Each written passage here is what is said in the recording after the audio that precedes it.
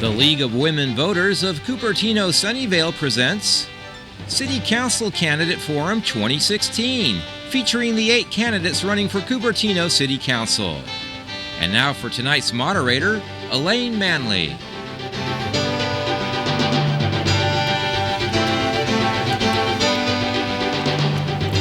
Welcome to the Cupertino City Council Candidates Forum. I'm Elaine Manley from the League of Women Voters, and I'll be the moderator this evening. The League of Women Voters hosts forums like these to allow voters to see the candidates and hear them address questions of interest to the public. Our goal is to enable voters to learn about the candidates so they can make informed choices. Please know that the League of Women Voters never endorses or opposes a candidate or a political party.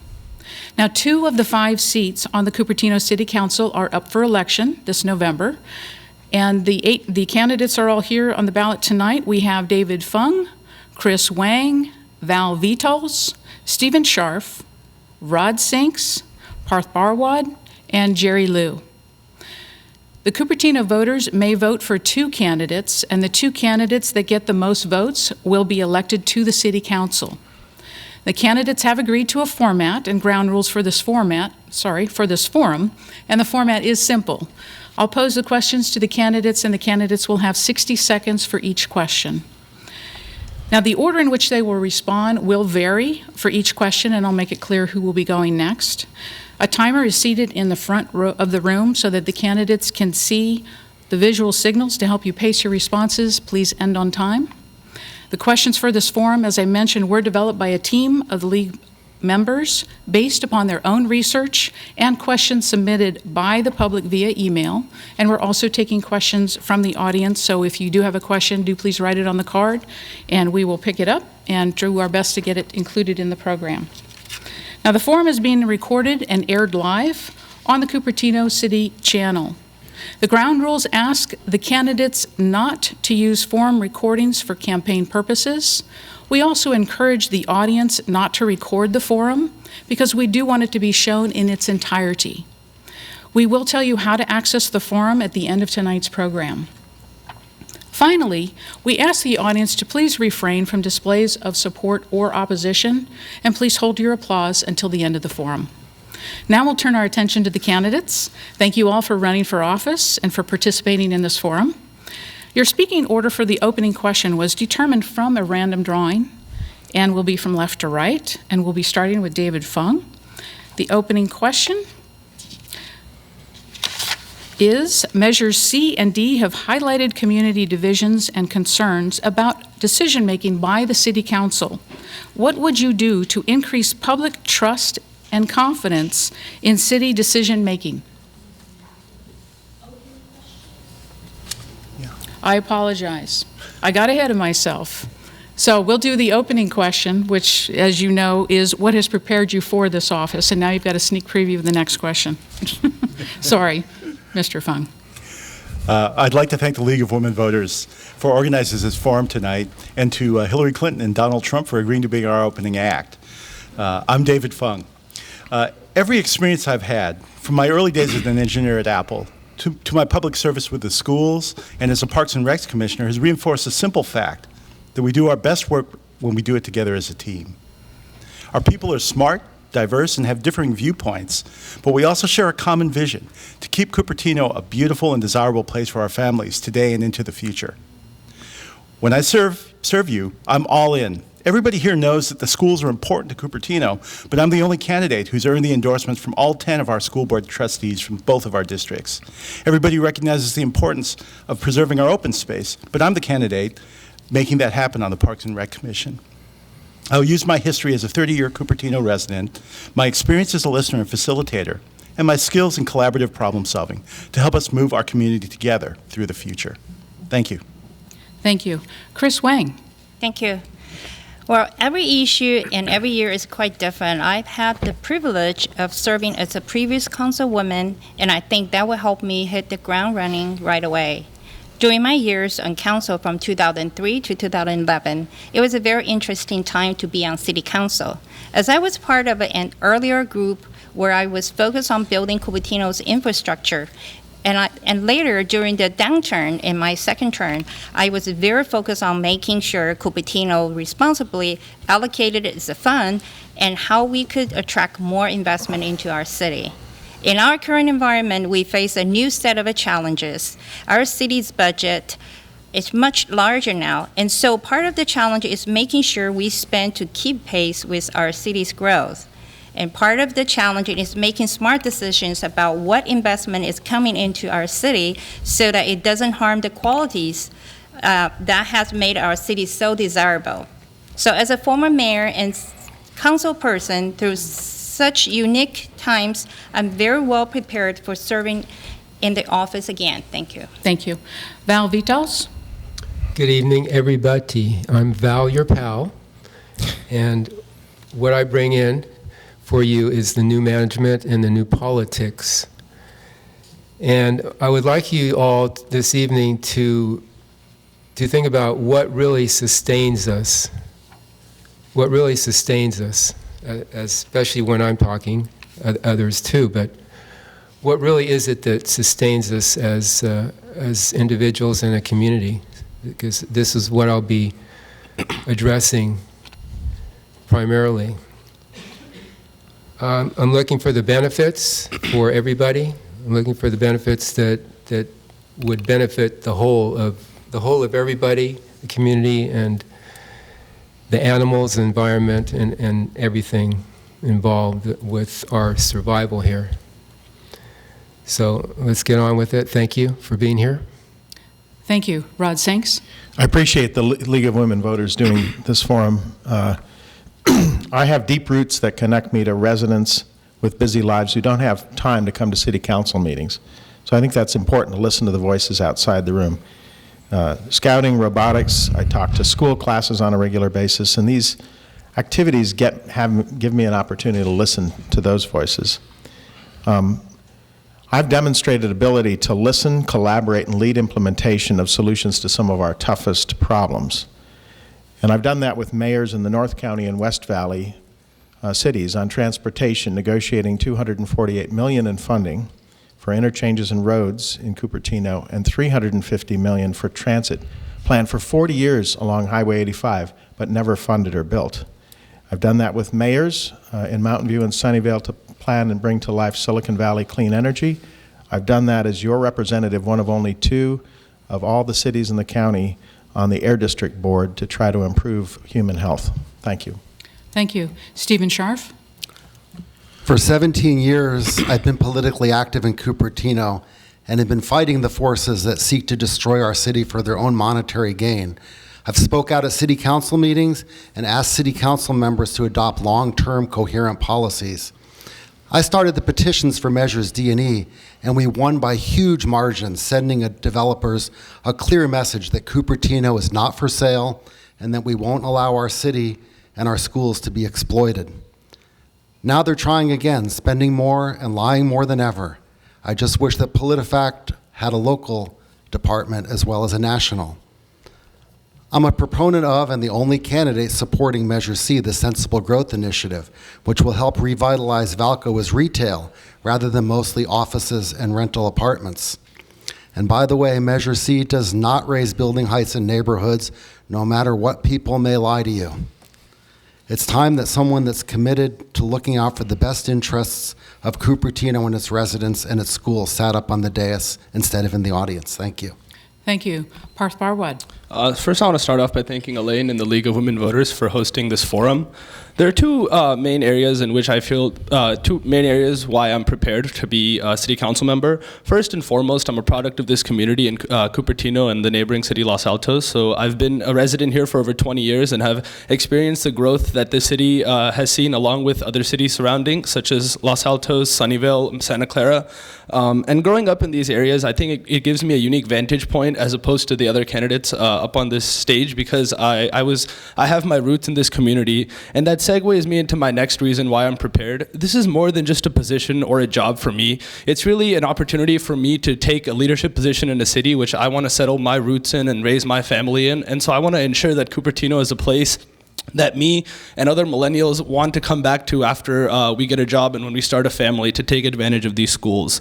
I'm dedicated to learn as I go, and I'm already learning more about the city, and I think that is a big thing for leaders, is to learn along the way, because we don't want leaders who think they know what they're doing. We want leaders who are willing to learn with the community. So we have a history in this in the Silicon Valley and in Cupertino of investing in our youth for the future, and I ask you guys to invest in me, the youth of your community, for the better future of Cupertino. Thank you. Thank you. If you could please abide by the time. Thank you. Jerry Liu? Yes. So first, I'd like to thank all of you for being here tonight. So as to what has prepared me for this office, there are 3 points that I'd like to highlight. So first, I'm willing to listen. So in my day job, I manage a team of research scientists. And so even though I'm not an expert in their field, I'm effective at what I do because I listen to what people say, and I don't assume that I'm right just because I'm in charge. So that's a mindset that I'm going to bring to City Hall. Second, I work well with people with different perspectives. So for this campaign, I've been able to bring together 3 of the 5 current city council city council members to support my campaign, even though they have very different personalities and different views on the issues. And third, I have the expertise to get things done. I have a history of volunteerism for our community.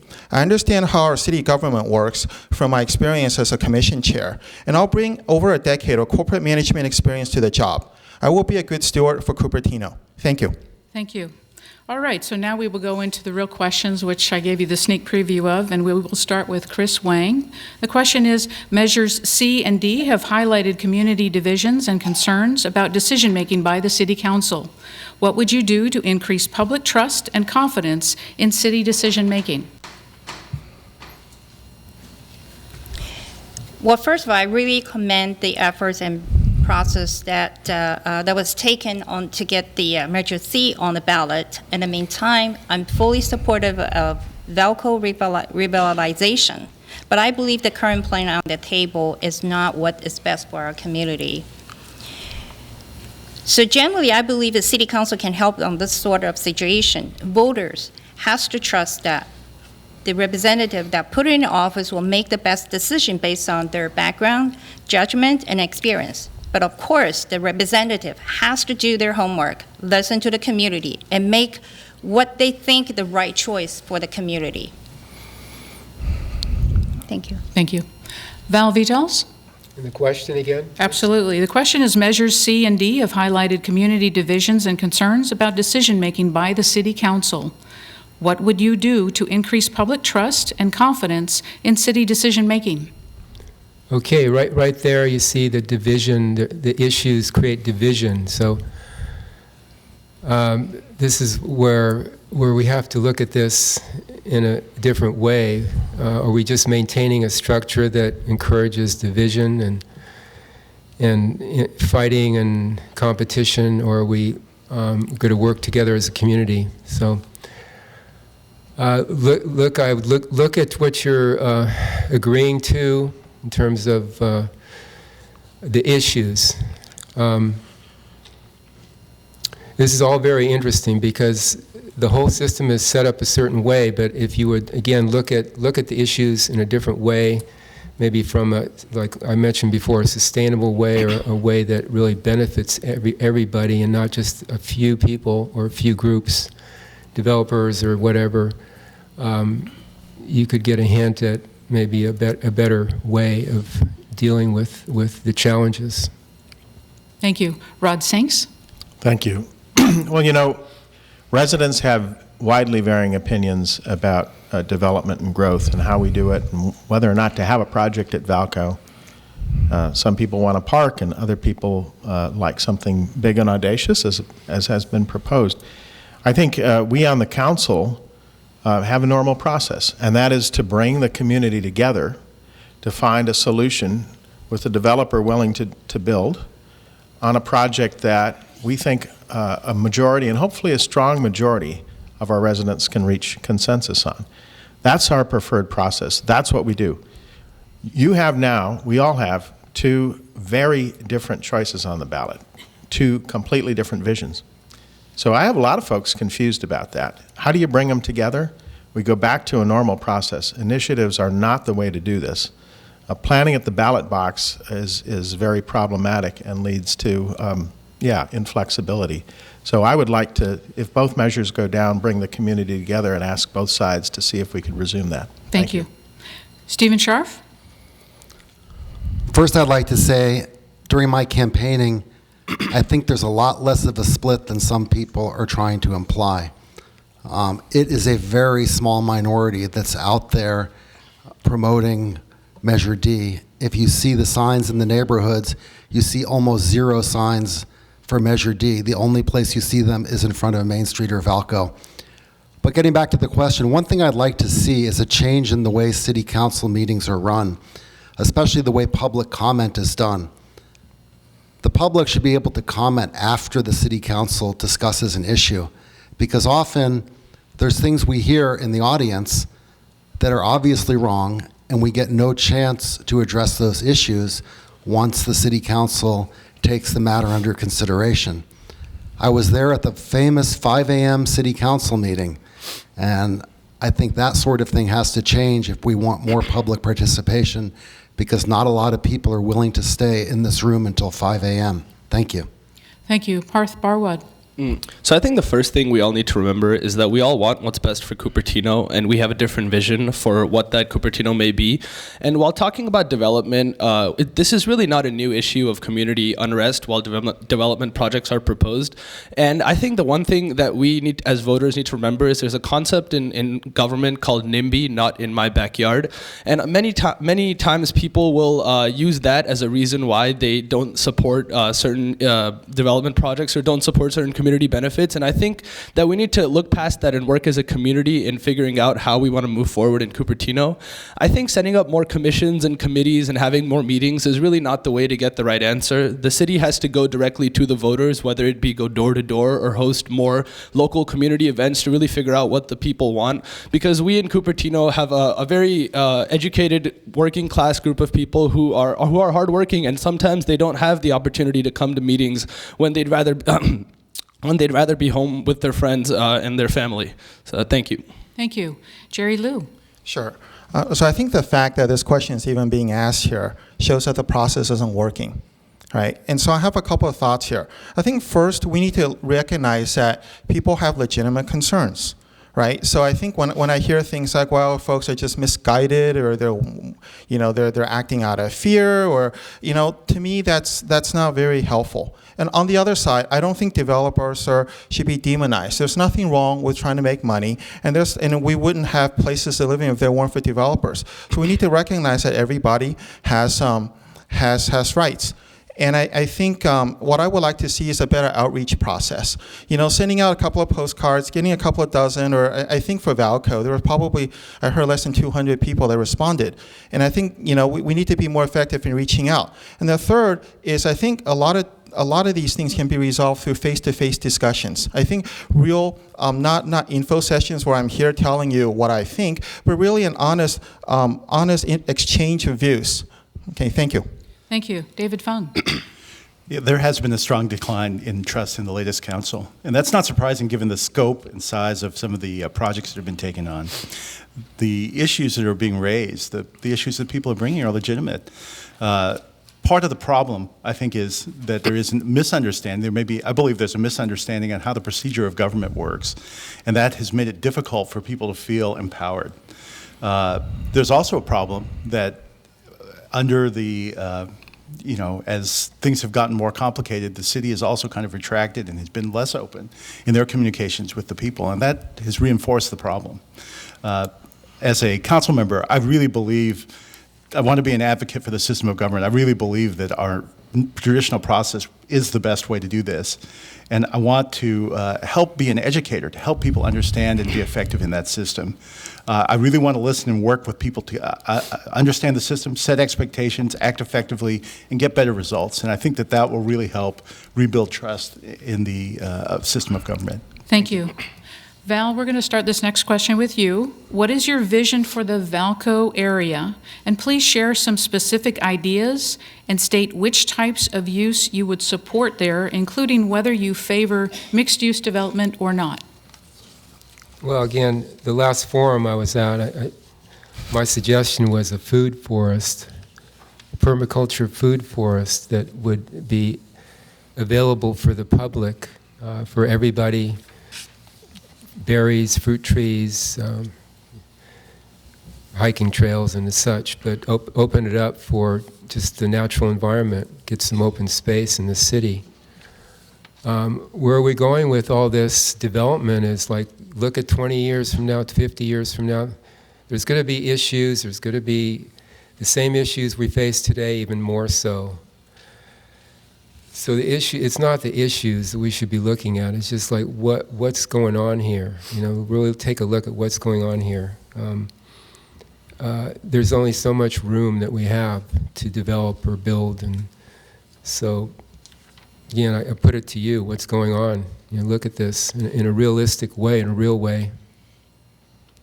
Thank you. Rod Sinks? Well, after 20 plus years of slow decline at Valco, I really believe that most of our residents are happy to see the prospect of something new. Everybody wants vibrant retail in Cupertino, no doubt about it. And the question really is, how do we get it? So experts on retail, as well as Sandhill's fiercest rivals, who I've spoken to quite a bit, all say that the only feasible option is retail embedded in mixed use. There's been no new retail mall of Valco's size built in this country in 15 years. Retailers want to be located near successful retail. Valley Beef Fair became the destination, the go-to place that was once Valco, with its superior location at the intersection of two freeways. Its well-timed renovation by Westfield makes it one of the best, as one of the best operators in the business, has made it successful. And the real question, frankly, isn't what I want to see at Valco, it's what all of you want to see. So we're eager to hear from voters in November. Thank you. Stephen Scharf? Thank you. When Cupertino transitioned from agricultural to a suburban town, the planners were pretty smart. They put some land for schools, some for parks, some for housing, and some for retail. They didn't say, wow, this is the most profitable use of the land, so let's make everything into retail or commercial or housing, because you need a balance. I'd like to see Valco revitalized as retail. If you look around the Bay Area, mall after mall is being revitalized as retail. Tanforan in San Bruno, Westgate in San Jose, Santa Clara, Serramonte, New Park, even Eastridge. This whole narrative that malls are dead and hopeless is simply not true. And it's time we started looking at what we can do to revitalize Valco as dining, retail, and entertainment. And it was on the way to that. And then a new developer came and told everybody, get out, I want to build offices and housing. Thank you. Thank you. Parth Bharwad? So, as some people here have mentioned, that there have been a real sharp increase in the number of revitalized malls, and I think that really illustrates the point that Valco has missed its chance to make itself a Valley Fair or a Stanford Mall or even a great mall, and it's time that we look at the next best use of the area that is at Valco. I think it's important when we look at Valco to look at Apple Campus 2. Many of us, when Apple Campus 2 was being proposed, had the hopes that if Apple Campus was approved, then those Apple employees could live and spend their money within Cupertino, because that boosts our property tax, our sales tax, and that really encourages them to get involved in our community. So I think that in building Apple Campus 2, we had already understood that we needed something for Valco to be done, and we have a project proposed in front of us that has many community benefits as well as benefits for the developer, and it's important for us to give it a fair and honest chance before we brush it off as overdevelopment or wrong usage of Valco land. And so I think that it's important for the voters to understand the facts on both sides of the argument before making a decision. Thank you. Thank you. Jerry Liu? Right.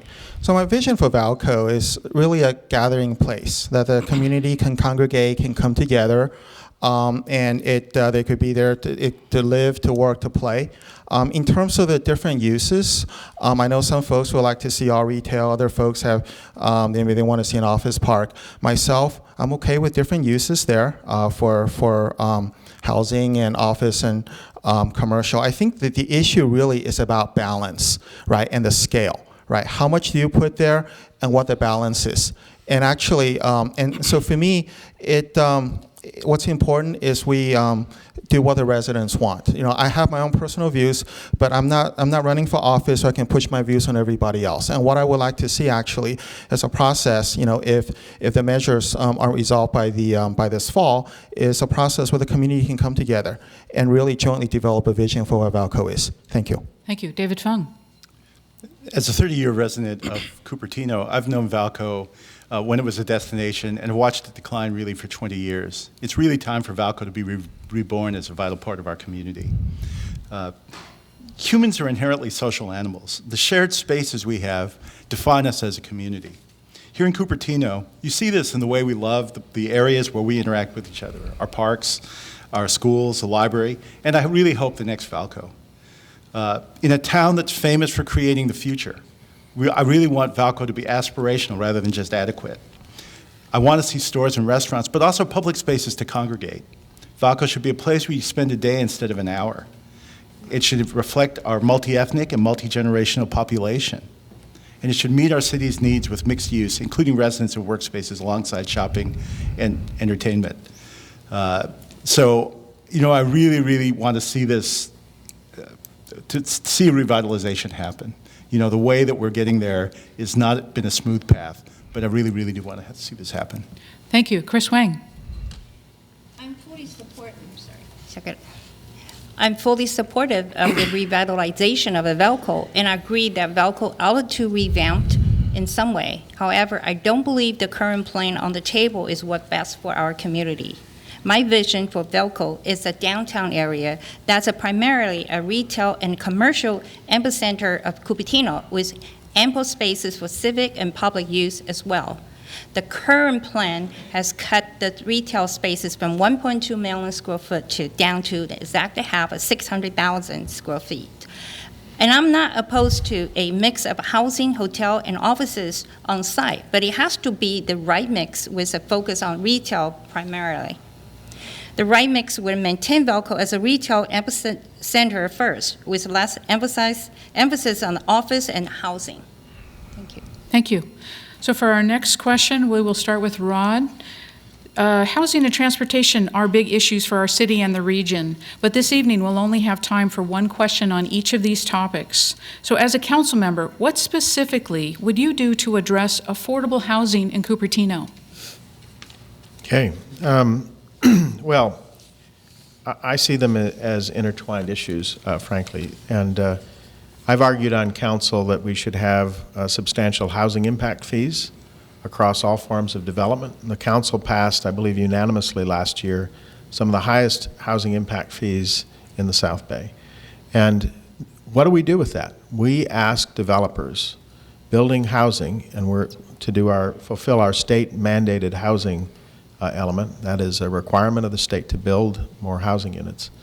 We distribute that all over town, and then we say, would you please include below market rate housing for folks like teachers? We were successful in the Hamptons project, although they had no obligation to do it, to put in 30 moderate income units that teachers could afford, $60,000 to $100,000. If they don't do it here, they're living down in Morgan Hill, and I'll tell you, it's a 2-hour commute each way. So you ask yourselves, where are our teachers going to live? Thank you. Stephen Scharf. Two things we can do to address this issue is to encourage for sale housing rather than rental housing to be built, and to require developers to sell a percentage of these units at below market rates. Rental apartment complexes are a huge burden on schools because of California's convoluted property tax system. I'm sure people are aware, or maybe they're not, if you build the complex with 1,000 rental apartments, you pay 1 parcel tax. If it's 1,000 condos that are sold, it's 1,000 parcel taxes. Then we have to decide how we allocate those units. Is it based solely on income? Do we give priority to teachers, firefighters, nurses? The list could go on and on. I have my opinions on this, but I'd like to do more research on it. And I'd hope we can ally with an organization such as Habitat for Humanity to build this below market rate for sale housing, because they have a very good reputation and they allow the owners to eventually have have a property with no deed restrictions, and to participate in the market. Thank you. Thank you. Parth Bharwad. So as someone who has yet to invest in property in Cupertino, I know how scary it is when they tell you the rent prices or your mortgage rates. So affordable housing is an issue that really is important to me because of the fact that I want to start my family in Cupertino. I think we need to encourage developers to increase funding for below market rate housing, and we also need to work with nonprofits because I think that's the best way for us to get our housing money to the right person who needs it within our community. I've talked to many teachers throughout being in school, and many of them have expressed their concerns with having to live far away, and there have been many cases where we've lost teachers to other districts or even other states because they simply cannot afford to live in our area. What makes our schools so great are the wonderful teachers, and so it's important to make sure that we can accommodate for housing for them, as well as accommodate affordable housing for people who are starting their life and want to take advantage of these wonderful schools. So I support I support a lot of measures to alleviate affordable housing, one of which being Measure A on the ballot this time, to really, thank you. Thank you. I'm out of town. Appreciate that. Jerry Liu? Yes. So I do believe that we have a office housing imbalance here in the city, particularly with Apple Campus 2 coming online. I think we definitely need to provide more housing. Now, in my mind, I sort of see there are two buckets. There's below market rate housing and market housing. Okay, market rate housing. For below market rate housing, I applaud the council for increasing the developer impact fees earlier this year to fund that. And I think I also am support of the county's Measure A to provide affordable housing. And I would be an advocate of working with developers to see if we can actually have them provide those units as opposed to going through the impact fees. Now, in terms of market rate housing, I agree with Stephen that I would like to see more for sale housing. I think it's that adds to the housing stock. I want to protect the R1 resident. I don't want to see the single-family homes ripped up to be apartment buildings. But I think along certain areas, perhaps higher traffic corridors, I would be in favor of higher density, or if there were mitigation for schools and traffic. Thank you. Thank you. David Fung? If elected, a top priority of mine is to address the shortage of all types of housing here in Cupertino. The lack of moderately priced housing is at the core of a lot of the traffic problems we have as throngs of people come up from San Jose to work to jobs here in the northern part of the county. Our opportunities for housing only come from redevelopment now. We're all infill. We need to capitalize on the opportunities when they're presented, both large and small. We need to consider more height and density, not at the San Francisco or New York City level, but at a proper scale for Cupertino. Family housing has been the third rail of Cupertino politics because of perceived school impacts. But addressing family housing needs is an important part of any comprehensive housing policy. My strong relationship with the schools makes me the best qualified candidate to effectively work on that issue. I'd like to add that I've earned the endorsements of the Sierra Club and League of Conservation voters for my views that balance our environment with modern land use and housing policy. And I've also got the endorsement of the Silicon Valley Realtors Association of Realtors as an advocate for availability and affordability of new housing. Thank you. Thank you. Kris Wang? The housing bound on November's ballot will be a step toward easing the area's need for affordable housing. If passed, evaluating its impact will be an important indicator of additional resources needed to address below market rate housing in Cupertino. Lower wage employees can't be expected to travel from an hour away when they also are attending classes at De Anza College or are simply part of the workforce that makes our city run. The housing ban will be a step toward easing the area's need for affordable housing. And I also wanted to mention that Cupertino has experienced a 20% increase in its population in 10 years. So right now, I feel Cupertino should only be planning for housing growth that is required of us with an emphasis on supporting projects with senior housing and affordable housing. Thank you. Thank you. Val Vitols? Okay, there's only so much room that we have. There's only so much room here. So the first thing when I heard this question, I thought of the De Anza Coyote Valley corridor project. housing, where are the animals going to live? This project is, and if anybody knows about this project, it entails this corridor between the Diablo Hills and Santa Cruz Mountains. And this corridor is used for the animals to travel back and forth to breed and to hunt, gather food. And if that's lost, again, we're losing more wildlife and nature, basically.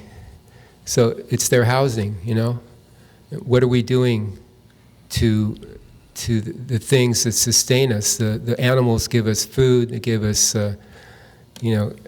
all kinds of things. So again, let's look at the bigger picture, not just like these little issues here that's going on. So thank you. Thank you. So Stephen Scharf, you'll go next. The question is, what do you see as a viable public transit option for people working or living in Cupertino? And do bikes also play a role in the overall transportation plan? Well, I've been bicycling in Cupertino ever since I moved here, including riding to Caltrain to go to San Francisco, and now sometimes riding my bike to Fremont. I think we can't go on with this commuting one car per one person, but we also have the issue where VTA has essentially ignored our area. It's all in San Jose. Where is the light rail that was promised up 85? Now VTA is asking for a sales tax increase, a very regressive way to fund transit, and frankly, I don't think they can be trusted anymore to spend that money wisely. I'm all in favor of transit. I think it should be funded with gas taxes and vehicle license fees and even business taxes, but on those businesses that don't do anything to provide transit for their employees. It's great what Apple and Google and Facebook are doing regarding their own bus systems, but the other businesses really need to step up to the plate. Thank you. Thank you. Parth Bharwad. So it's very unfortunate that Cupertino is in kind of a transit desert in terms of we are reliant on our car to get anywhere. One of the most prominent examples is when I started studying at San Jose State, and I live at home in Cupertino, it was very difficult for me to use public transportation to get there, almost impossible if I wanted to get there in a feasible amount of time. And that forces me to get in a car and drive from here to San Jose and back as one person in a car. And in the other direction, a lot of people come from the East Bay to De Anza to study and take advantage of the wonderful community college. And most of them are forced to also take a car because of odd class timings, or they simply can't find the right carpool partner. So I think it's important for us to increase opportunities for public transportation in this area, which is why I support Measure B to fund VTA and help them increase the number of buses that are transiting and hopefully have a light rail or at least a transit-only lane on 85 to encourage people to use public transportation. And lastly, I think it's important for us to encourage the youth to bike to school because it not only saves them time, but it reduces traffic. Thank you. Thank you. Jerry Liu? Right. So I think we didn't get in this mess, in a year or two. It's really many years of not having the proper investment in infrastructure. So to be honest, I don't think there's a silver bullet to get us out in the next year or two. I also don't think there is a single method that we're going to count on to be able to get us out of this. And so what I favor would be a hybrid approach, right? So there are longer term things like things that may need infrastructure like light rail, and then people are talking about self-driving cars, and that's many years out, right? And on the sort of the shorter term, there are things like the bike plan that the Bike and Pedestrian Commission has put together. I certainly see that as part of the solution. There are things like Uber, there are ride-sharing apps, right? And so you can imagine someone, for instance, taking Uber to get to a bus or taking a bike, then taking a bus to get somewhere, and then walking or something to get to that last mile. So I really see the solution being many different methods and sort of used in a hybrid manner. Thank you. Thank you. David Fung. Traffic is a very tough regional problem. We need to continue our active involvement with VTA to try to continue to assert ourselves to express the needs of Cupertino for traditional mass transit development. One big part of the solution, though, I believe for us, can be alternative transport. I'm a charter member of the Safe Routes to School Working Group and was an active participant in the 2016 bike transportation plan that Cupertino just passed. I believe I'm the only candidate here who was actively involved in these efforts. As we invest in separated bike lanes and citywide bike loops, residents need to understand this is a good investment. Every person they see on a bike has taken a car off the road. Unfortunately, bikes only solve the commute problem for a few of us, the full commute. We need to work on mixed mode solutions. And that really means to innovate to solve the first mile problem with bikes, shuttle, Uber, autonomous vehicles, and many, many other things that we can do that get you from your home to a transit hub and then off onto the network, the mass transit network. Thank you. Thank you. Kris, Wang? Well, traffic is probably one of the most complex issues that we're facing in Cupertino. So yes, a greater influence on bike and pedestrian safety will go a long way towards encouraging residents to allow their kids to safely bike and walk to school or commute to work on bike.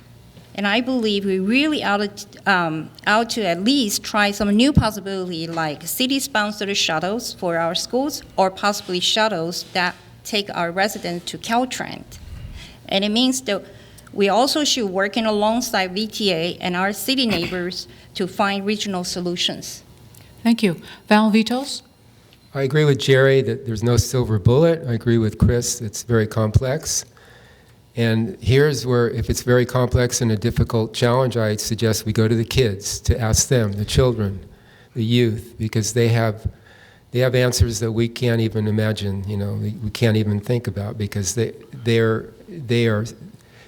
see the world in a different way. So I would really encourage us to go to the children. And there's a project at McClellan Ranch where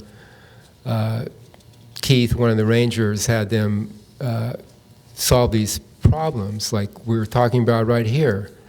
And is a project they did. And they came up with some wonderful solutions, that we could never even imagine and think about.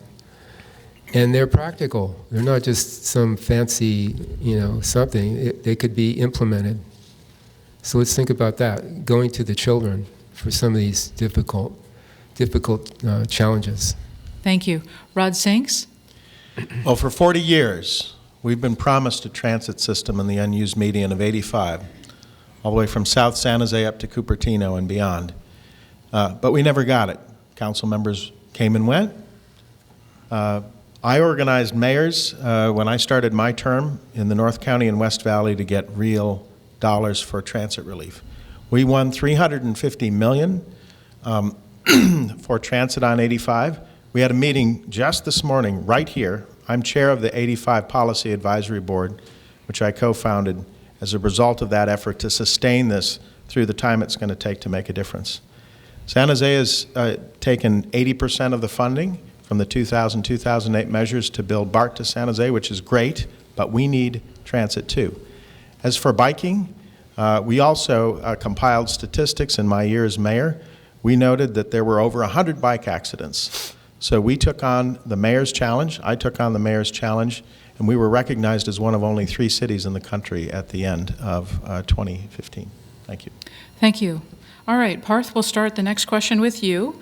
Some residents question whether the council is taking into account the impact on schools of the development projects they approve. As a council member, how would you address those concerns? So I think schools are it's a pillar of our community, and it's really what makes a beautiful future for Cupertino. It's the wonderful schools. And I think it's important for us to, as Val mentioned, go to the kids and really ask them what they feel about the schools, because sitting in a council meeting or sitting in a commission, you're not really going to understand how students feel about whether it be overcrowding of the schools or traffic congestion around the schools. So I think the first step is really to engage the youth in this issue. The second thing is to encourage developers to really look out for the schools when they propose projects.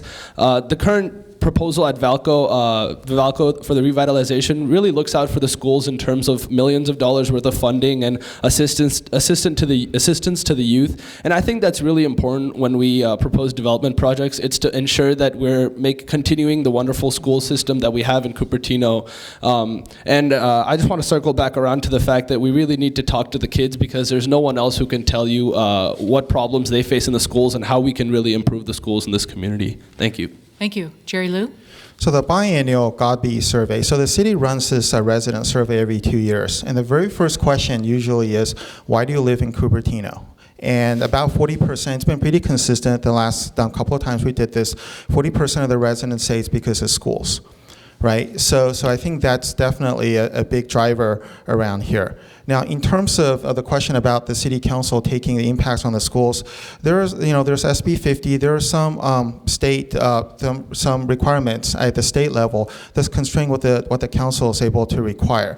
But I think we can certainly bring together the community, the developers, and basically all the stakeholders to really make sure that the schools are made whole when these developments happen.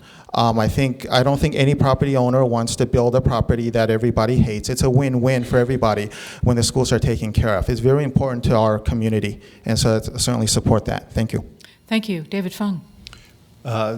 Once again, I've mentioned this before, I have a very, very close relationship with the schools, the school administrators, and the school boards who are all endorsing me in this race. I have a deep understanding. I serve on the oversight committees that look at how our school bonds are spent and our parcel taxes. So I have a deep understanding of how we do facilities planning and the challenges ahead, the planning challenges in terms of growth and the impacts from development. So I really believe I'm well positioned to be able to help the council work through these challenges. There are many, many facts, many of which are often misstated. You know, the districts have demographers that have been doing an excellent job reporting and identifying the impacts and needs. I think I want to try to help communicate that out into the public and help people understand and believe that growth can be managed and can be a plus for the city. Thank you. Kris Wang. I think our city's simultaneous development proposals need to be reviewed holistically and how their cumulative effect will shape the Cupertino and impact our schools, our wonderful schools. And we have said earlier that greater influence on the bike and pedestrian safety would need to be done and toward to encouraging our parents allow the kids to safely bike and walk to school. So the impact on the schools really is the traffic. The most important thing is the traffic and the safety. So we should review all the development and then make sure those are being addressed, the safety and the concerns is being addressed. Thank you. Val Vitols. Okay, education. Here's another idea I'm giving you. It's like there's a Paul Quinn College in Texas that instead of having the kids being another clog in the system, graduating, going through the system and being another little good citizen, getting a job and family and all this, this college, they were going bankrupt and they transformed their football field into an organic farm. And the students worked on the farm. They had 20,000 pounds of produce that year. And the kids earned their own tuition by working on the farm. Again, learning marketing, learning how to be out in the world, doing real things. But just giving you some ideas that there's other ways to do things in terms of challenges we face. Thank you. Rod Sinks. Well, I think it's important that our kids get safely to school, and that's of prime concern for parents. And if we have kids that are biking and walking, they're healthy kids as well. We adopted the Safer Routes to School program, modeled after great success in getting more kids out in Palo Alto. We also, in the beginning of 2015, I talked about green paint, but we've gone beyond that to start planning on an ambitious new bike plan. We ratified that plan in June. We will now have physically protected bikeways over time. The other thing we can do is bring developers to the table to provide benefits for schools. If we had replenished our office and housing allocations when we did our general plan, we would have no effective tools because a law called SB 50, state law, prohibits us from considering school impact. But by saying, hey, you want to build an office, you want to build a hotel in a project, you have to provide benefits. That's a tool that can bring on those benefits voluntarily. Thank you. Stephen Scharf? Well, contrary to what some people say, City councils have an enormous amount of control over schools. Every time they rezone a parcel from retail to commercial, they're guaranteeing more school overcrowding. If Sand Hill builds 2 million square feet of office at Valco, ABAG will come in and say, hey, you just added 15,000 new workers, and you have to provide one housing unit per 1.5 workers. That's 10,000 more housing units. If they're rentals, that'll be about 12,000 more students. And contrary to what another candidate here said, Sand Hill is not paying enough money to build new schools or to acquire land for schools or to pay the long-term costs of running the schools. Parcel taxes are per parcel, not per unit. Rental housing devastates our schools. We need to have less office space, just like Palo Alto is doing, because they understand the long-term effects. We really need to start looking long-term and not short-term. Thank you. Thank you. All right, our next question, we'll start with Jerry Liu. The question is, how much money are you intending to spend in your campaign? Actually, there's 3 questions. Sorry about that. That was number 1. Number 2, how much have you accepted from developers? And number 3, what do you say to voters who are concerned about the potential for campaign money from developers to influence city council decisions? All right. So the first part, how much am I intending to raise? My target's about 30. The voluntary spending limit is around 33. So I'm shooting for something around there. How much have I accepted from developers? 0. And then the third part, in terms of the influence, I think it really comes down to public awareness, right? Because people have rights to spend money how they want and all that. And I think it's really going to be the pressure from the community on how they like to see things. So for me, it's really about just public awareness and information dissemination. Thank you. Thank you. David Fung?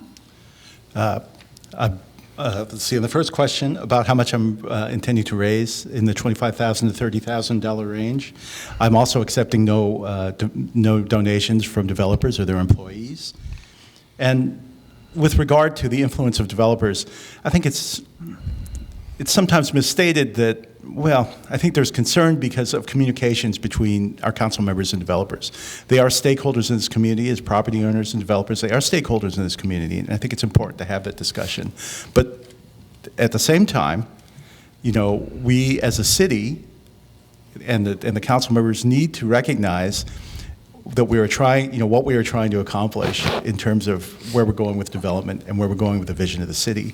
And so, you don't want, for this to be a pay-to-play game. We want it to be fair, we want it to be even, but we need to recognize that we need to talk and work with all of the stakeholders. Thank you. Thank you. Kris Wang? All right, first of all, money spending, I also signed the limited spending of $33,000. However, I haven't raised that much yet. I have no plan to spend that much money. I don't accept any of the donation or contribution from developers. And with that set in front, I think all the candidates should also be disciplined. If the voters, if it's residents has a concern, then we should stay away from those funding into your campaign. Thank you. Val Vitols? Well, I have no budget. I'm not taking money from the developers. I have some respect for developers though, because they're creative. They've look at the marketing they've done for this project that they're introducing. But then again, we don't have to agree to that. We don't have to agree to the marketing ploy that they're presenting to us. We can create our own position, and that's what I encourage as council member. I would encourage us to have our own projects set up and to be part of the community in our own way, or whatever our choice is to be part of the community in. But and again, Jerry brought up public awareness, so that's key too. I would like you. My background is an educator, so I would like you all to be more aware of what's going on. So that's my position here, here as councilman. Thank you. Rod Sinks? Well, as in 2011, I'm running a grassroots campaign. What does that mean? It means Unlike some folks, I'm not self-funded. I mean, yes, I put in some of my own money, but I have over 100 donors at this point. My average donation is around $220 a piece. I will get to the 33, I think, which is the voluntary limit that I've accepted. But the big news is I'm not taking money, as in 2011, I'm not taking any money from developers who are active in Cupertino or who would donate at their behest. And I will tell you, if you look in the past, including the current council, you'll probably find a majority of council members have. But I think while it's legal, it's not the right thing to do. And if we want to be impartial and fair and have an independent voice on behalf of residents, we really must be very thoughtful about how we are bringing money to our campaigns. Thank you. Stephen Scharf. I hope I get to the 33,000, but like Rod, my campaign is grassroots and it's mostly small donations. Practically speaking, hoping to get to about 20,000. Developer money, well, based on my reputation in Cupertino, I don't think any developer is going to offer me any, so I don't really have that problem. Someone mentioned something else about meeting with developers, and here's where Cupertino can take a clue from some other cities. Other cities require council members to publish their calendars and who they meet with, and I think that is something Cupertino should definitely adopt. There are way too many secret meetings between city council members and developers, and that needs to change. Just because someone doesn't take any money from developers doesn't mean the developer doesn't exert enormous control over them. We need to know who they meet with and when. Thank you. Thank you. Parth Bharwad. I intend to raise and spend about $20,000 to $25,000, and of course, I have also signed the voluntary expenditure limit, which I believe is $33,000. I think the term developer is really broad. I'll be honest and transparent. I have accepted money from small business owners who do reconstruction of homes in Cupertino, and I don't want any of you guys to see that as I lied up here. So yes, I have accepted money from small business homeowners who are mainly family friends of mine. And I think the city council is really for the people, and that's something we need to remember when we talk about influence on city council. The real influence comes from the voters when they go vote, and it's important for them to exert their influence in the city council. If I was to be elected, I'm 1 in 60,000 in this city, and that's what my voice is really worth. The vote that I make on city council is representative of how the people feel and what's best for the future of the community. And I think that's the most important thing for all city council members, current and future, to remember. Thank you. Thank you. All right, for our next question, we'll start with David Fung. The question is, now we turn to a question that asks you to envision yourself as a small business owner in Cupertino. What 3 actions would you consider in response to the City Council mandating a higher minimum hourly wage for all of your workers? Okay, well, I actually am a small business owner here in Cupertino, so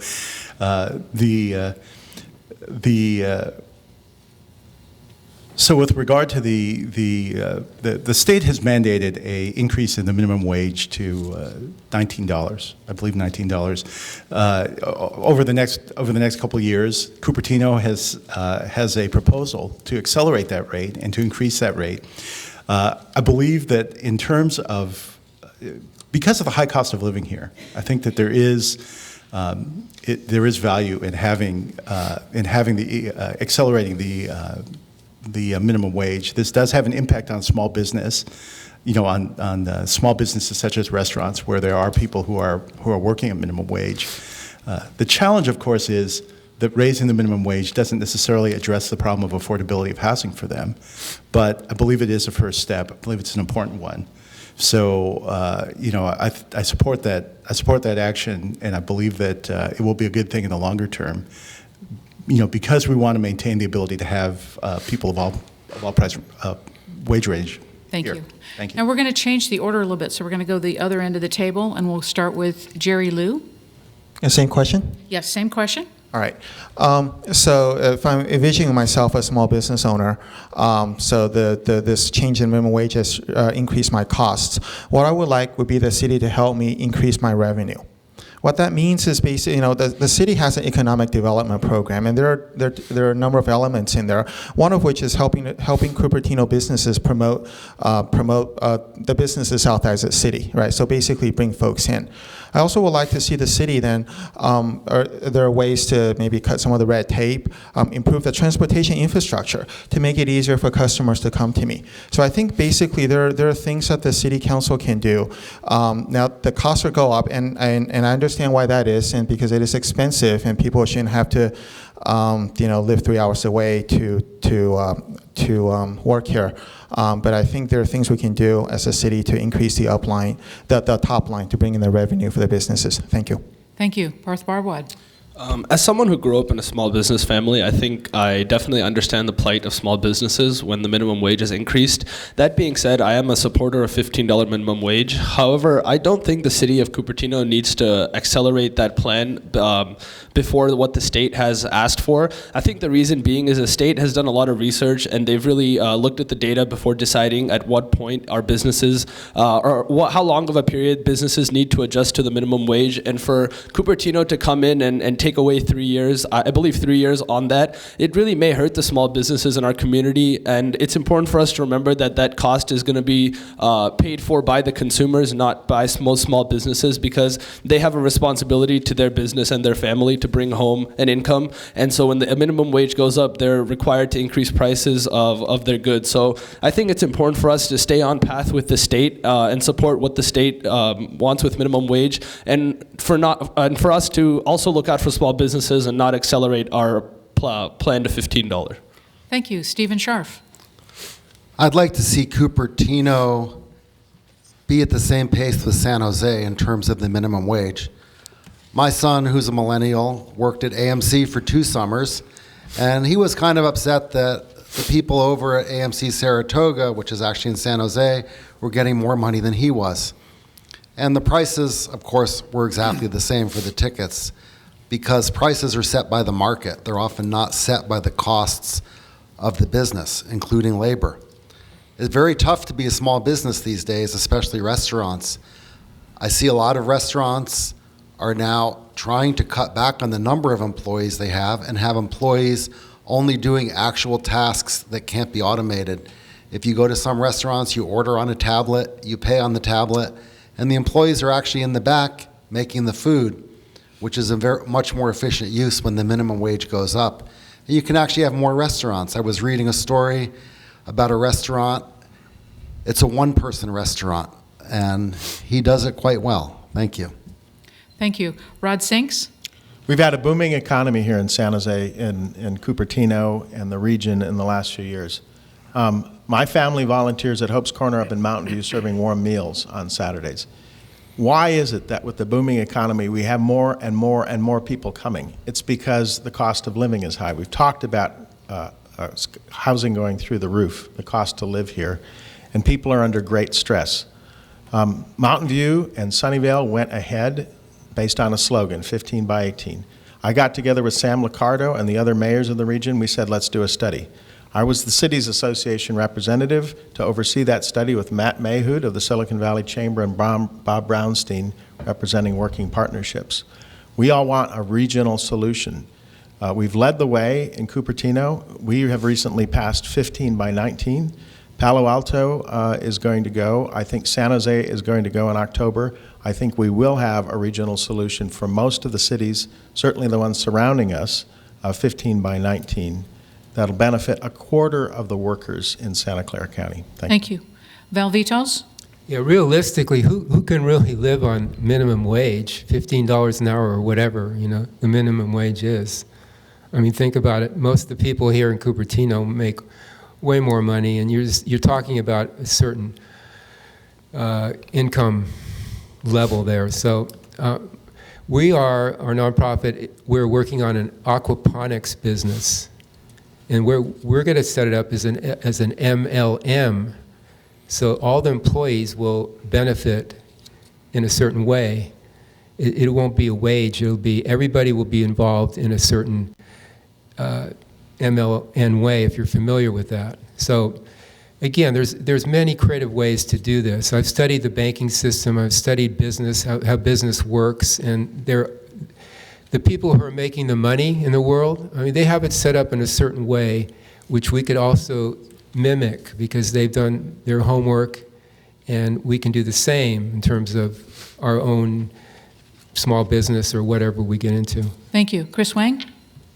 Well, generally speaking, I do support the minimum wage increasing. As we know, that state has mandated the minimum wage increasing by $1 every year. But they also have the 25 and below employees company to have a 1-year delay just to support small businesses to survive. So I think that's also important. I think we should have all the small business. I'm not a small business owner, but we should have the open forum for our small business owners to come forward and then see if the city can help them go through this transition, and so get the create a big win-win for employees that are getting the increasing their minimum wage at the same time the business and also be survived. Thank you.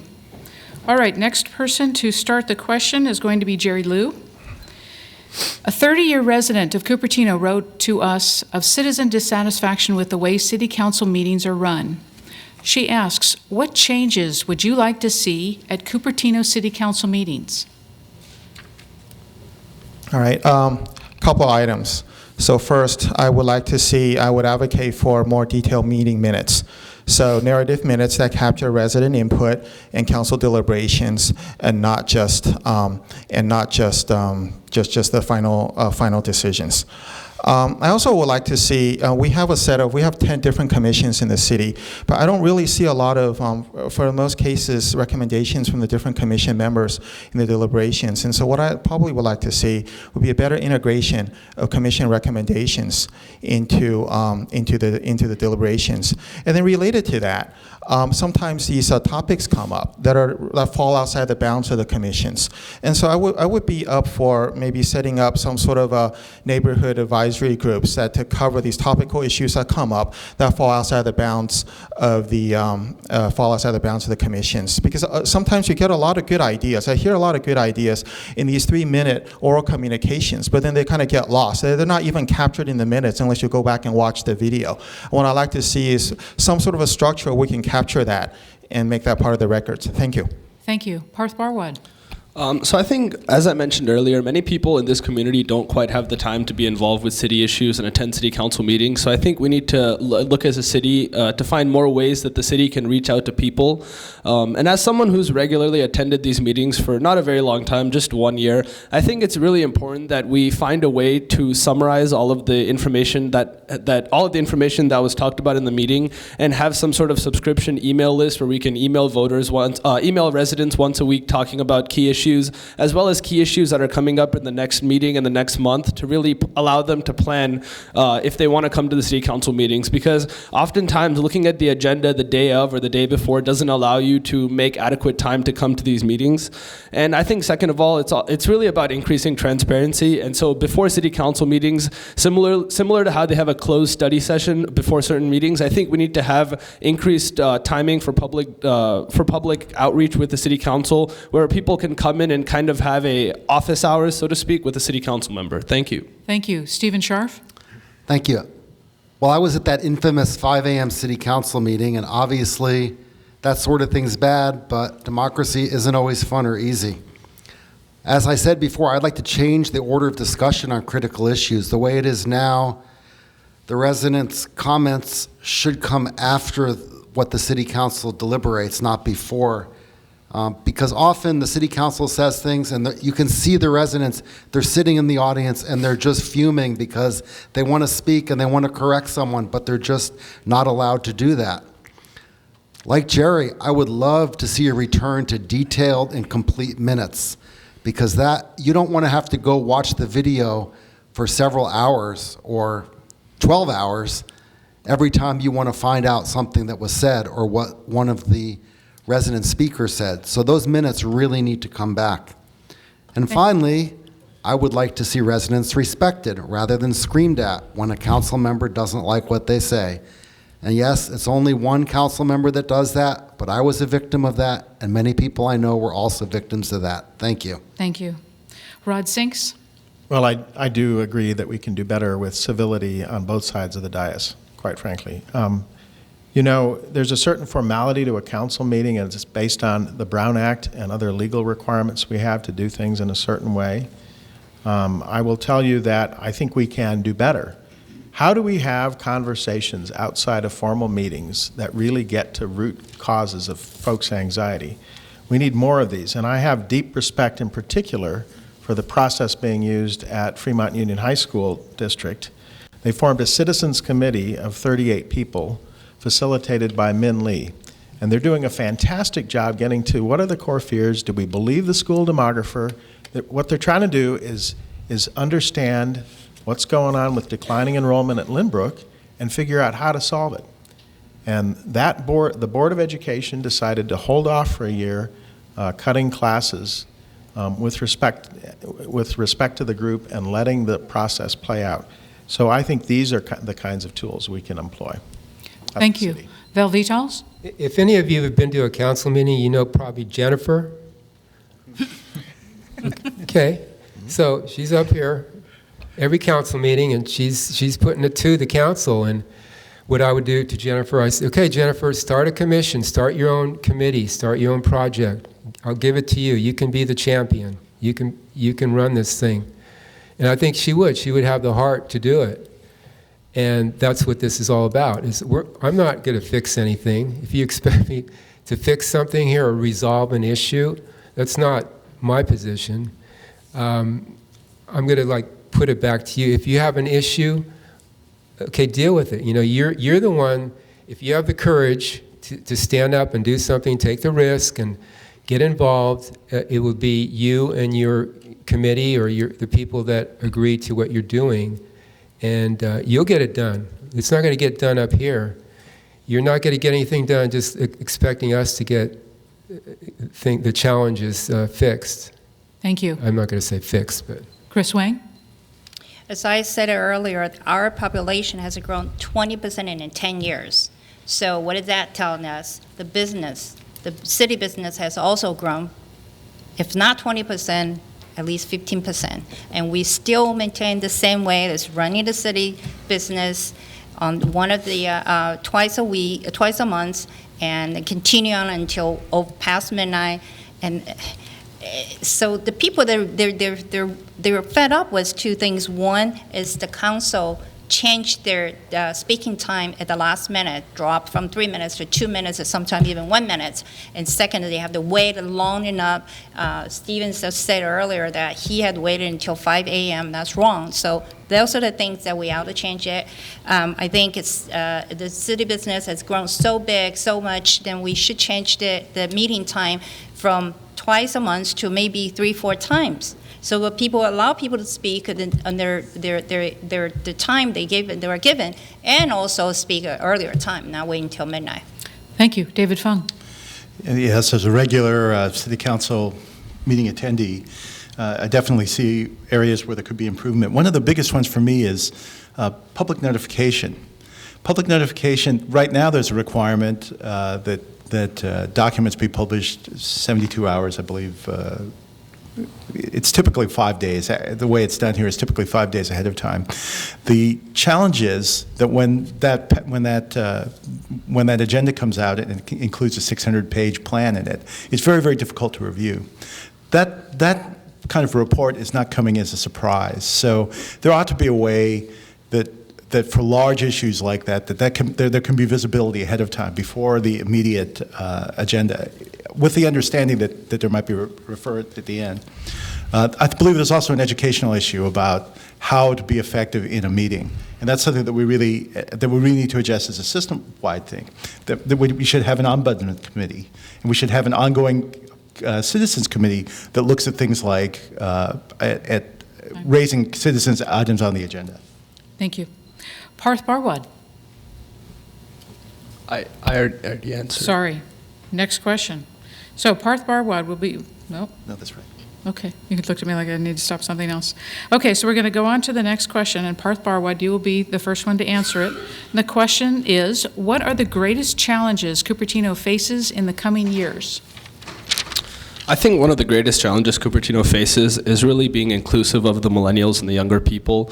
The reason being is that the Cupertino is really being priced out of the affordability for many young people, and they're choosing to live in other communities in the East Bay and surrounding areas, and that's unfortunate because we want to continue to allow our kids and the future the kids who are currently living in Cupertino the opportunity to live in this city. And one conversation that really struck me was I was talking to a young voter at his house the other day, and he told me how back in '91, after graduating Monte Vista, he bought a home in Cupertino because he had the right job after college to do so, and many of his friends regret doing that. And I started thinking about how me or many of my friends won't have that same opportunity to raise our family and buy a house in this community. So I think that's one of the major issues that Cupertino faces. It's about how we can be a more inclusive community and make sure that we're a community that our kids and the future generations can afford to live in and want to live in. Thank you. Thank you. Stephen Scharf? The greatest challenges: overdevelopment, traffic, and school overcrowding. And these all need to be addressed together because they're so interrelated. You can't just address one without the others. It's like playing whack-a-mole. You can never do it. And the Sensible Growth Movement looks at all these issues with a comprehensive systems long-term approach, while the misnamed, quote, Smart Growth Movement, which was created by developers to push their agenda, doesn't look at any of this. It's all short-term. We're now seeing developers desperately turning to the initiative process so they can bypass the California Environmental Quality Act and not do environmental impact reports. This is the wrong approach. These projects need to be vetted by the City Council and the Planning Department. Now, whatever your position on Measure C is, with Measure C, the citizens do get the final say on very large projects. Very few of them would go to the ballot. Thank you. Thank you. Rod Sinks? Well, I think I would agree that the greatest challenge really is sustaining our quality of life, if I could put it that way. You know, it really is about keeping our schools strong. We all pay a premium to live in this place because we have a core value in education. We also, from a regional perspective, you know, if you think about what's going on, we have 80,000 new jobs being created with new office development to the north of us. Compared to Cupertino, that's huge. If you take a look at Almaden Valley, we have a lot of housing being created, an order of magnitude more than in Cupertino. If we are going to fix all the anxiety we all have and the frustration we have every day, we are going to have to relieve traffic. And that's why I've been working to get meaningful new transit. I've co-authored a video with Stanford professor Stephen Heck that you can find on the Cupertino City Channel, just 10 minutes of eye-popping fun to explain a wonky concept, but we need to work on that with all our might. Thank you. Val Vitols? I'd say our greatest challenge is resilience. How resilient are we? My campaign is based on real food, real water, and real air. So what's happening to these essential components to our survival? I would say that's our greatest challenge. Let's look at what's going on with our water, the fluoride in our water, what's it doing to our health, the air, the chemtrails being sprayed on us, the food, the GMO food that we're eating. All this has an impact on our health and how we think, and we're just marketed a certain way. And I would just say, how resilient are we? What are we looking at here? I have 15 seconds. Let's see. So just let me leave you with that because that's important. Thank you. Kris Wang? So we all have touched on that. The challenge, the most important challenge we have is new developments in Cupertino, and then we all know that creates a traffic congestions that impact our schools. How we wisely solve those problems It's a great challenge. Other than that, I would also like to mention about the crime and disasters. I think we should make it a high priority to make sure that city the population has grown so much, and we should make sure that we maintain the ratio between our officers and the resident ratio, and so we'll make sure that we have enough funding for public safety to make sure the officers' response time to continue to stay in excellent as what we have. And also the other important thing is a capital improvement in Cupertino, including the library. We need more parking. We need more safety around here. Thank you. Thank you. David Fung? I think the top challenge for us will really be around maintaining affordability and the impacts that that has on society for us.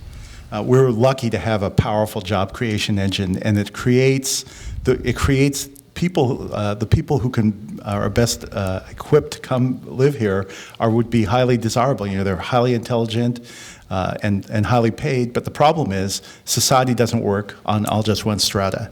You know, we need to have teachers. We need to have police officers. We need to have firemen. We need to have a full range of people. And what we need to do, we really need to rethink the way that we focus on how we build and you know, how we build homes, how we build businesses, so that we can support a full range of people across the entire range. I also believe you know, of course, we have a huge challenge with the development and how we're going to sanely manage our ability to grow. There's incredible financial potential, but there are balances, and how do we maintain that quality of life? Thank you. Jerry Liu? Yes, so we're home to the most valuable corporation in the world. We're also part of a region that's one of the top economic generation engines in the world. And what that means is that I think the biggest challenge we need to deal with are the impacts from growth. It's great in some ways. If you're an engineer at Google, that's great. If you're a homeowner, that's great. But we all don't work at Google, and not everybody owns homes. What that means is then, you know, we have affordability issues around housing, around cost of living. We have issues around school overcrowding. We have issues around traffic, right? And these are because we have money flooding into this area. We have people coming in here. Right? But I don't think that's necessarily a bad thing. I think the thing is we need to work together as a community. This is a very engaged community. You come in to the city council meetings, you look at how many people give up their evenings to come in to prepare comments for the city council. Right? And I think there's the intelligence, there's the energy. We just need to come together to solve these problems. Thank you. Thank you. All right, Stephen Scharf, you'll be the first one to respond to this one. And what we're going to do now is we're going to give the candidates a opportunity to ask themselves a question. So, would you please state and answer a question you wish you had been asked? Okay. Stephen, what law and policy changes should Cupertino advocate for at the county, regional, or state level? Oh, thank you for that question. Here's my list. I'd like to fix the BMR mess in California and once again allow cities to require developers to provide BMR housing both for rentals and for sale.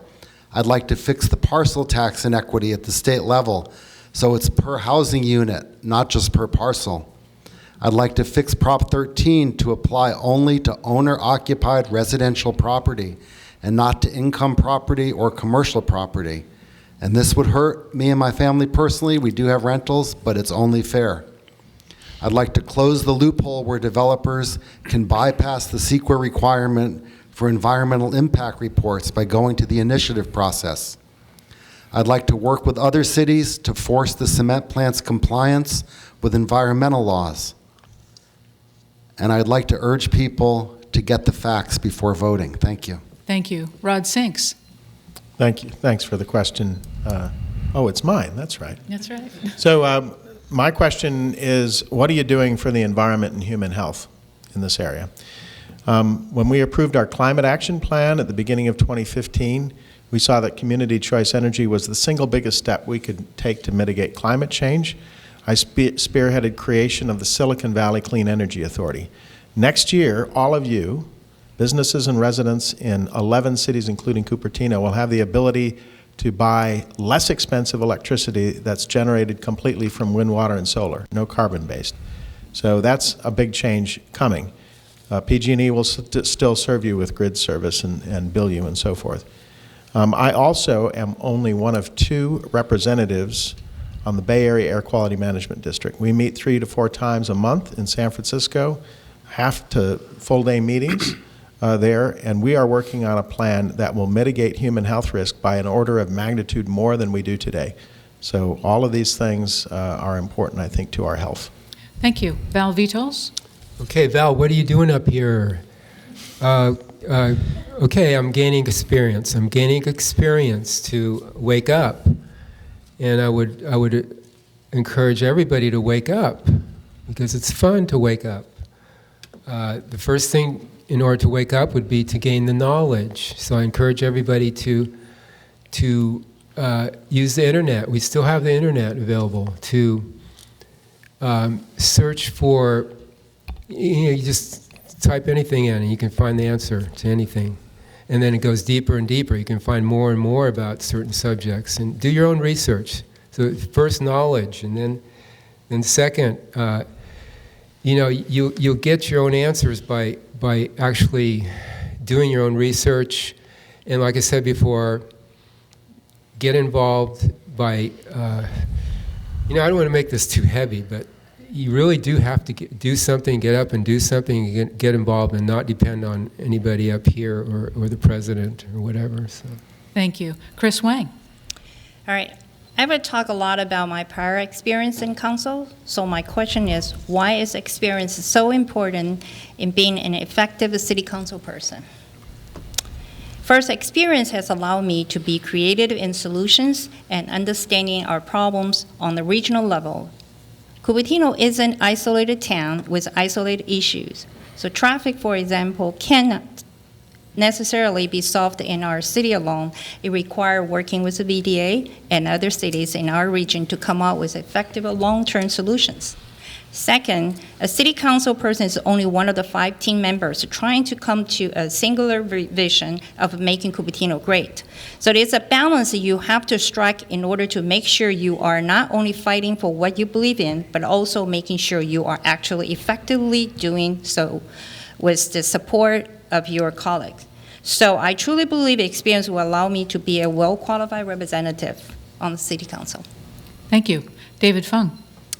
My question is, what sets you apart from the other candidates? As candidates, it's fairly easy to identify the hotspot community issues that we're discussing today, but these aren't just talking points for me. They highlight a lifetime of action and involvement in our community. We know Cupertino values its schools, but I'm the only candidate here who represents you today as a member of the School Bond Oversight Committee for our districts, and the only candidate endorsed by our school board members.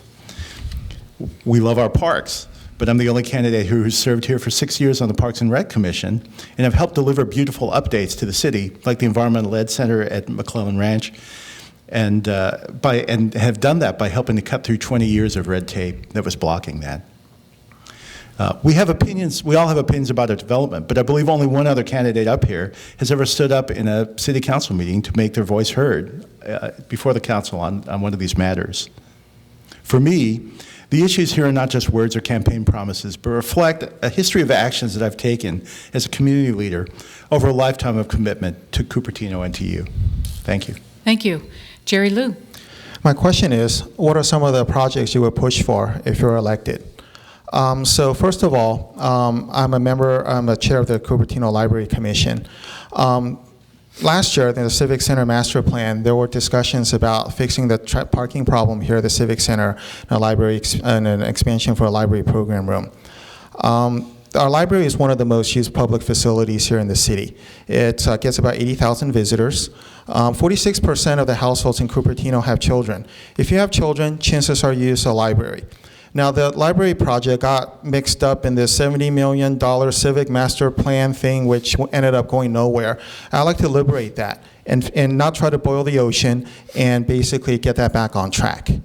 I'm a member of the Bay Area for Clean Environment. I like to work with the residents to basically better monitor some of the pollution and sort of noise pollution from Lehigh Southwest Cement. The county sometimes could be difficult to work with, and I think the city has a responsibility to work with the residents. Thank you. Thank you. Parth Bharwad. My question is, what can the city council and the community do to increase public safety awareness in Cupertino? So I want to start off with a statistic that's really going to hit home for many of us. According to Area Vibes, you have a 1 in 60 chance of being a victim of property crime in Cupertino. Now, to put that into perspective, some of our neighbors, such as Saratoga, is 1 in 109, and Los Altos is 1 in 94. So I think it's really important for us to address the public safety issue in Cupertino right now, because many citizens are feeling increasingly unsafe, even within their own homes, whether it be at night or during the day, due to property crimes, including burglary and theft and even vandalism on property. So I think that's an issue that we need to address in Cupertino alongside development and transportation and housing, because we are growing as a community, and if we don't take the right precautions in public safety, then we aren't going to be able to have a sustainable future within Cupertino. So I think we need to work with neighboring cities to work on a regional solution, just like we asked to do for transportation and housing, but on public safety, so we can work together. Thank you. Thank you. All right, so it's time for the closing question, and we will start with Rod Sinks. And the question is, why should voters vote for you? Thank you very much. Well, having managed 2 startups from infancy to successful businesses in my 30 years in tech, I know what it takes to create a vision, build consensus, and then make it happen. And we face major challenges as we accommodate growth, not just in Cupertino, it's regional growth that's brought on by the booming economy.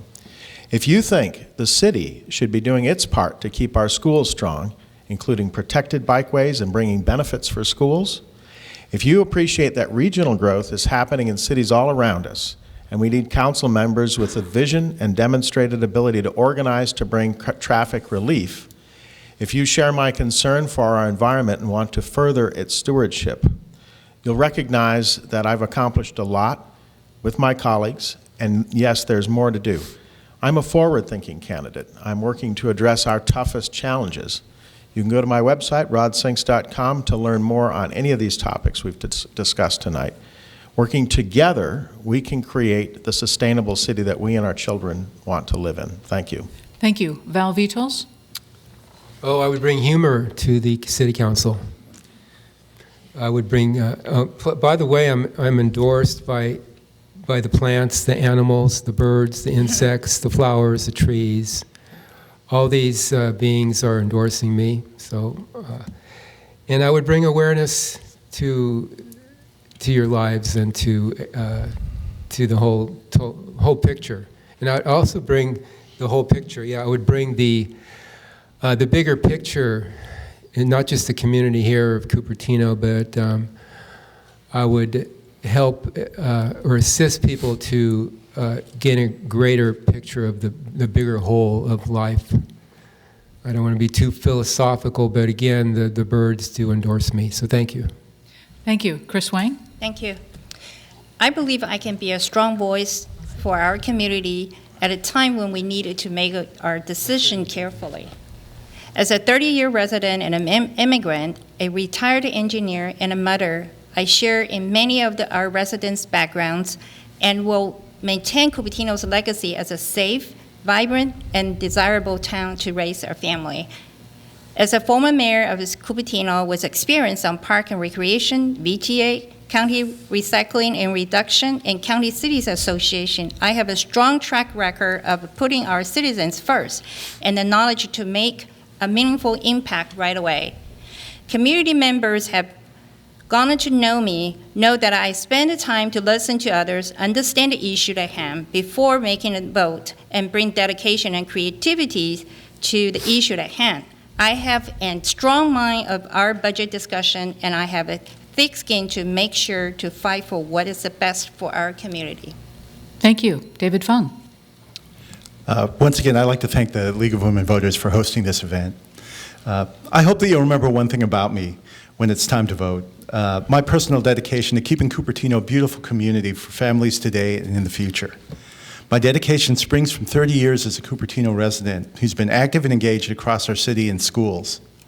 As I mentioned previously, I don't watch from the sidelines, but I jump right in, dedicating my time and energy serving on commissions and committees to effect positive change and deliver tangible results. That dedication extends to my personal commitment to listen to all the parties and seek true consensus. Finding common ground requires bidirectional discussion, something our public hearing system doesn't support, but I pledge to continue to make myself available to have those discussions that we need to have and to honestly explore all opinions, just as I've done in the past. Regardless of the outcome of this election, I'll always be here to keep working on to keep Cupertino great. But I hope to do more for you on the City Council. I respectfully ask for your consideration this November. Thank you. Thank you. Jerry Liu. Thank you. So like I said earlier, I feel that the biggest challenge faced by Cupertino is how we deal with the impact of growth. And to do this effectively, we need to bridge our differences and come together to tap into the collective intelligence and wisdom of our engaged community. Now, I will be an independent, experienced voice to bring everybody together. I understand how our city government works from my civic experience, and I will restore trust in the council by making sure everybody's voice is heard and considered. I may disagree with you personally, but I'm going to make sure that the process is fair, balanced, and transparent. I believe that true leadership is about helping people get to where they want to go, not dragging them somewhere they don't want to be. And so if you believe that the path forward for Cupertino should be charted by the community working together, I would be honored to have your vote on November 8th. Thank you. Thank you. Parth Bharwad. Not so long ago, a neighbor to our south, Campbell, had the honor of electing their youngest council member, Evan Lowe, to office. Fast forward a decade or so, and he's proven to be a very effective and determined leader in our state assembly. And I always mention that because I'm 20 years old and I'm a millennial who's running for city council. And Evan was really proof that if you give millennials a platform to stand on, we can impress people and we can really come out with solutions that are most beneficial for the community. Somewhere along the way in Cupertino, the city council has stopped working for the people, and I think it's important for us to restore trust and transparency in the city council. When we talk about electing a unique voice, electing someone who can really bring change, I am the youngest candidate who is running, and I'm the only one who can bring that unique millennial perspective to the council, which is really necessary to bridge the gap between the future and the current to ensure that Cupertino is a place that we want to live in for years to come. So that's why I ask you voters today to vote for me, and if you would like more information, you can go on my website, parthforcupertino.com. So let's make history in November this year by electing the youngest city council member to Cupertino City Council. Thank you. Thank you. Stephen Scharf. Voters need to decide who they can trust to look out for the best interests in the long term of Cupertino, its residents, and its schools. It's not the developers, it's not the Chamber of Commerce, it's not the political action committees, and it's not former mayors now on the payroll of developers. John Muir said, when we try to pick out anything by itself, we find it hitched to everything else in the universe. And this is true at the local level as well. Development, housing, schools, traffic, transit, and the environment are all intensely interrelated. But those entities that seek to profit at the expense of others desperately don't want citizens to think about these interdependency. I'll try to change that paradigm if I'm elected and convince fellow council members to take a long-term systems view. Growth needs to be sensible and controlled, with great attention paid to creating the infrastructure to support it. I'd like to bring the enormous brain trusts of our residents to bear on the problems that we face. They should be viewed as a resource, not an annoyance. Thank you. Thank you. Please join me in a round of applause for the candidates for participating in the forum.